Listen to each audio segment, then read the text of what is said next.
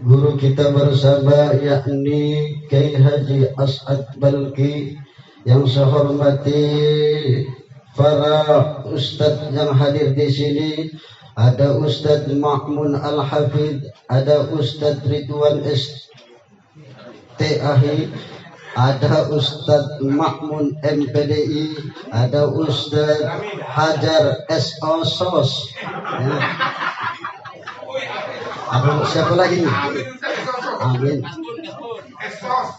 Sudah Ustadz Kasbun sudah. Ustadz Kasbun apa gelarnya?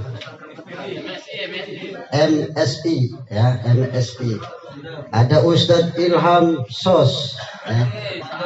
Apa? SPC. Oh ya. Banyak alhamdulillah Ustadz di sini. Bapak Dulmuin bin Misbah ini dihadiri para kiai, para ustadz, para alim ulama. Mudah-mudahan beliau ini diampuni dosa-dosanya oleh Allah Subhanahu wa taala, dilapangkan kuburnya, diangkat derajatnya, dan dihapuskan kesalahan-kesalahannya, dikumpulkan ke surganya bersama ibu bapaknya. Amin ya rabbal alamin. Dan mudah-mudahan sahibul musibah diberikan kesabaran oleh Allah Subhanahu wa taala. Mudah-mudahan sahibul musibah yakni yang ditinggalkan ini keluarga besar dari Bapak Juri, mudah-mudahan beliau diberikan kesabaran oleh Allah Subhanahu wa taala dan diberikan pahala oleh Allah atas kesabarannya tersebut. Langsung saja Pak, singkat karena waktu sudah malam. Jadi arti sabar itu adalah tarkus sakwa min alamil balwa li ghairillahi ta'ala. Pengertian sabar itu adalah tarkus sakwa min alamil balwa li ghairillahi ta'ala. Meninggalkan sikayah. Sikayah itu mengadu. Ya. Mengadu dengan siapa? Mengadu kepada makhluk, sesama makhluk. Ya. Kalau mengadu kepada Allah itu namanya berdoa. Ya. Tetapi kalau kita mengadu sesama makhluk itu namanya sikayah. Misalkan kita buntu kata duit. Ya. Kata beras di rumah, mengadu, buntu kita. Nah, itu namanya mengadu sikayah. Ya, itu. Makanya kata Nabi, barang siapa yang pagi-pagi kemudian dia mengadu kepada sesama makhluknya masalah ekonominya, masalah kekurangannya, berarti orang tersebut tidak ridho dengan takdir Allah Subhanahu wa taala. Betul tak? Makanya kalau kita susah kate beras di rumah, diem dulu. Jangan banyak ngoceh dengan kawan, percuma kawan juga nolong. Tidak kayak. Ya. Itu namanya mengadu dengan makhluk. Kalau kita mengadu itu harusnya dengan kepada Allah. Ya. Nih hati-hati. Kalau kita ingin mendapatkan pahala atas kesabaran kita, jangan banyak mengadu kepada sesama makhluk. Tetapi kalau kepada Allah itu termasuk kita berdoa kepada Allah agar dihilangkan kesempitan kita.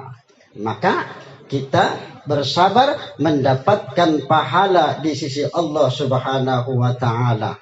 Mudah-mudahan sahibul musibah diberikan kesabaran dan diberikan pahala oleh Allah Subhanahu wa taala. Sabar ini bukan menghadapi musibah saja, Pak. Dalam menjalankan ketaatan pun kita harus bersabar. Karena kata Nabi, as-sabru salasah. Sabar itu ada 3 bagian, yakni sabar.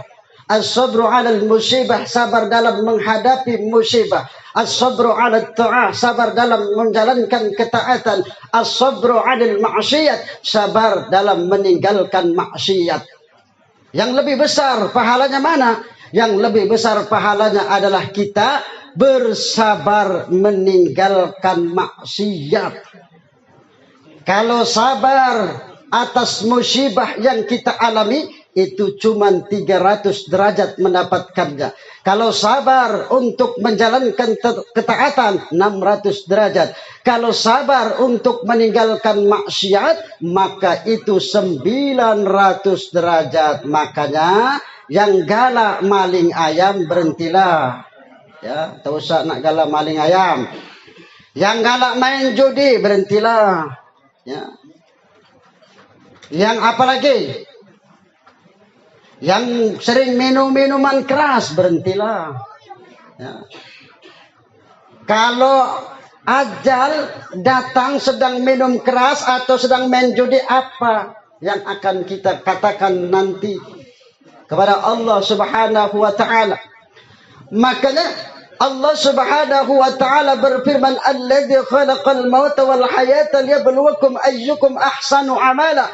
Allah itu menciptakan mati dan hidup itu untuk menguji kalian. Untuk menguji kalian siapakah yang paling baik amalnya. Ya. Siapa yang paling baik amal kita. Karena kita ini dihidupkan oleh Allah Subhanahu wa taala dari tidak ada menjadi ada, kemudian ditiadakan lagi oleh Allah Subhanahu wa taala.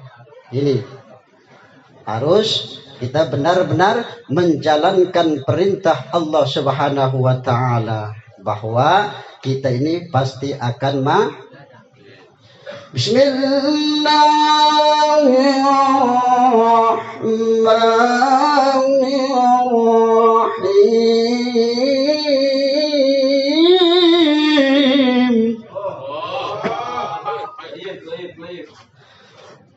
Kullu nafsin dha'iqatul maut. Kata Allah, setiap yang bernyawa pasti akan merasakan mati. Tidak siapapun pasti akan mati. Ini. Makanya pernah dalam hadis riwayat Imam At-Tabrani, malaikat Jibril itu memberikan wasiat kepada Nabi kita Muhammad sallallahu alaihi wasallam. Apa wasiatnya? Ini teruntuk kita sebagai umat Nabi kita Muhammad sallallahu alaihi wasallam. Yang pertama, isma syi'ta fa innaka mayyitun. Hiduplah engkau hai Muhammad sesukamu, tetapi sesungguhnya engkau akan mati. Betul tak? Makanya kita harus banyak-banyak mengingatkan kematian agar kita sadar bahwa hidup ini tidak selamanya. Apalagi yang sudah tua-tua, siap-siaplah ya. Entah siapa gilirannya yang sudah tua-tua itu. Ya. Jangan enak-enak. Tapi yang namanya kematian itu kan tidak tua, tidak muda. Ya. Ini. Tapi kalau sudah tua, kadang-kadang kita sebagai anak itu bingung melayaninya. Karena sudah pikun kadang-kadang. Ini memang janji Allah. Dalam surah Yasin Allah Subhanahu wa taala berfirman, "Wa man nu'ammirhu nunakkisu fil khalqi afala ya'qilun." Dan barang siapa yang kami panjangkan umurnya, niscaya akan kami kembalikan ia ke asal kejadiannya. Ini. Jadi ke asal kejadiannya dulu dia tidak bisa melihat. Kalau sudah tua juga akan tidak bisa melihat. Matanya kurang jelas lagi. Mendengar, pendengaran juga tidak jelas lagi mendengar. Ini kalau sudah tua. Hati-hati. Makanya kita harus sabar sebagai anak. Ya, harus sabar menghadapi orang tua yang semacam itu. Katanya sudah makan barusan, tapi katanya belum makan. Ini, iya kan? Barusan makan, tapi katanya belum makan. Bingung anak tadi. Lupa. Nah itu. Tapi kadang-kadang kita sebagai anak tidak sabar dengan keadaan orang tua seperti itu. Malah doanya tidak benar. Kapanlah mati orang tuaku ini? Ya, kapan cepat mati? Iya, kadang-kadang seperti itulah. Karena merasa dirinya disusahkan oleh orang tuanya. Padahal belum seberapa. Baru 1 tahun, 2 tahun. Ya, dulu kita, sewaktu kita bayi, sewaktu kita remaja, kemudian menjadi pemuda, itu masih tanggungan orang tua kita. Ya. Tapi bertahun-tahun. Tapi kalau keadaan orang tua seperti itu kita tidak sabar. Maka itu ujian dari Allah Subhanahu wa Ta'ala agar kita selalu bersabar. Ini. Apa kata Nabi? Isma syi'ta fa innaka mayyitun. Hiduplah sesukamu, sesungguhnya engkau akan mati. Wa ahbib ma syi'ta fa innaka mufariquhu. Cintailah siapa yang engkau sukai, maka sesungguhnya engkau akan berpisah.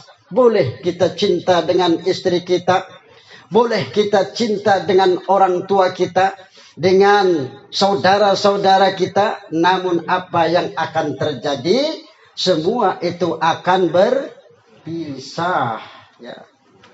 Istri, keluarga, kalau kita mati, pasti akan berpisah dan tidak mau ikut juga. Kata Nabi, yasba'ul mayyitu, yang mengikuti mayat itu ada 3.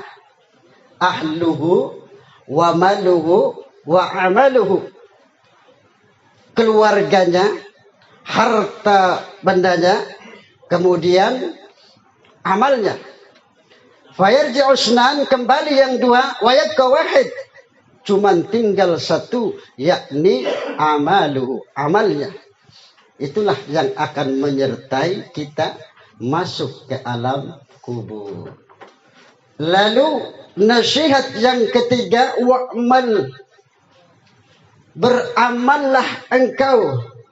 Wa'mal ma syi'ta fa innaka majziyun bi. Beramallah sesukamu, maka sesungguhnya engkau akan dibalas. Sekecil apapun amal kebaikan kita, itu akan dibalas oleh Allah Subhanahu wa Ta'ala. Sekecil apapun perbuatan buruk kita, itu pun akan dibalas. Faman ya'mal misqala dzarratin khairan yara, wa man ya'mal misqala dzarratin syarran yara. Itu. Ini 3 nasihat. Sebetulnya ada 5 nasihat tersebut. Yang keempatnya adalah kemuliaan seseorang itu berdirinya di tengah malam, yakni dia sering melakukan sholat tahajud.